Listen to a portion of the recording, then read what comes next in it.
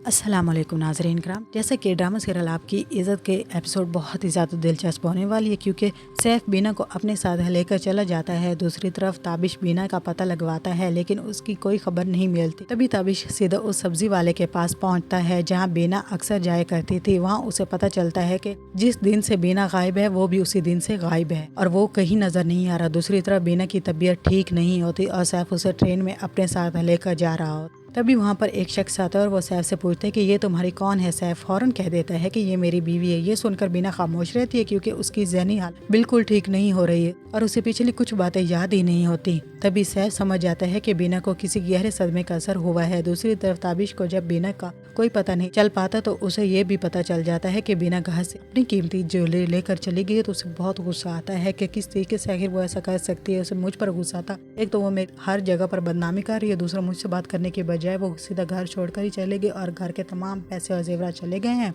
एक तो फैसला करता है कि तो उसे उसके हाल पर छोड़ देता है और घर वापस आ जाता है। जब उसकी माँ पूछती है कि बीना कहाँ है, तुम कहाँ पर ढूंढ रहे हो उसे, तो वो कहता है कि बीना जिंदा है, लेकिन वो किसी के साथ भाग गई है। मेरा पैसा तमाम चला जाए लेकिन मैं अपनी इज्जत बचा कर रहूंगा। वो अपनी वालदा से कहता है कि माँ जी, आपको पता है ना कि लोगों ने अपनी इज्जत बचाने के लिए कितनी जंगें लड़ी हैं, तो मैं भी अपनी इज्जत जरूर बचाऊंगा, चाहे मेरे पास कुछ ना रहे। तभी पुलिस इन दोनों तक पहुंच जाती है। सैफ वहां से निकलने की कोशिश करता है, लेकिन पुलिस उसे रोक लेती है और इसी दौरान उसके बाजू पर गोली लग जाती है। सैफ जमीन पर गिर जाता है और बीना भी ये सब देखकर बेहोश हो जाती है। पुलिस दोनों को थाने ले आती है। इस वक्त ताबिश को खबर मिलती है कि बीना पुलिस स्टेशन में है। ये सुनकर ताबिश फौरन वहां पहुंचता है और बीना को वहां देखकर बहुत ही ज्यादा घबरा जाता है और कहता है कि आखिर मेरी बीवी को यहाँ लाया किसने और किस तरीके से इसे रखा हुआ। ये सुनकर ताबिश सैफ पर भड़क जाता है, लेकिन तभी बीना उसके सामने आ जाती है, क्योंकि ताबिश सैफ को बहुत ही ज्यादा मारना पीटना शुरू कर देता है कि तुम्हारी वजह से मेरे साथ ऐसा हुआ। सैफ को बचाने की कोशिश करती है। बीना गुस्से में चाकू उठाकर ताबिश को अपने करीब आने से रोक देती है। तभी पुलिस वाला आगे बढ़ता है और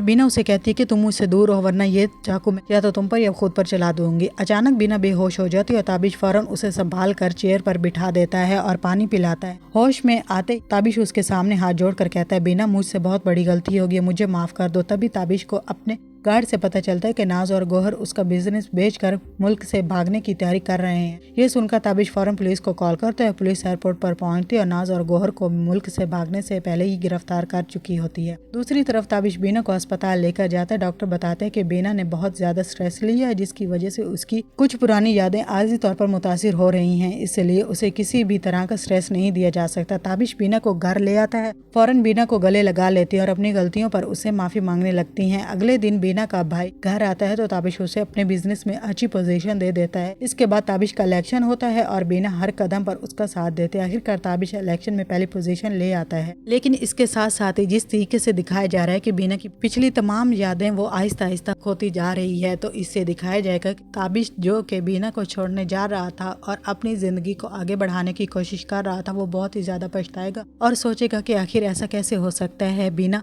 मैं तुमसे वाकई मोहब्बत करता हूँ, मैं भटक गया था, लेकिन तुम्हें ये कदम नहीं उठाना चाहिए, तुम्हें मुझसे बात करनी चाहिए थी। अगर बीना इससे उस वक्त बात करती तो ये उसी वक्त बीना को खड़े खड़े तलाक देता और उसकी कोई बात ना सुनता। आगे ये दिखाया जा रहा है कि बीना की जिस तरीके से याददाश्त जा रही है, अब ताबिश वैसे ही कोशिश करेगा उसकी तमाम याददाश्त को वापस लाने में। और क्या ये इसमें कामयाब हो पाएगा, हम आपको आने वाले रिव्यूज में जरूर बताएंगे, क्योंकि जिस तरीके से कहानी को दिखाया जा रहा था और जिस तरीके से इसका मोड़ दूसरी तरफ मोड़ दिया गया, ये बहुत ही ज्यादा दिलचस्प है, क्योंकि इसे दिखाया जा रहा था कि क्या पता ताबिश उसे तलाक दे दे और उसे छोड़ दे, लेकिन अब ये दिखाया जा रहा है कि बीना अपनी याददाश्त तो खो चुकी है, लेकिन किस तरीके से ताबिश अब अपनी गलतियों पर रोएगा, पछताएगा और बीना को फिर से वापस ले आने की कोशिश करेगा। ये बहुत ही ज्यादा दिलचस्प कहानी है नाजरीन। अगर आपको ये रिव्यूज पसंद आ रहे हैं तो चैनल को सब्सक्राइब कर लें, क्योंकि आगे आने वाले ड्रामों के रिव्यूज इससे भी ज्यादा दिलचस्प होने वाले हैं।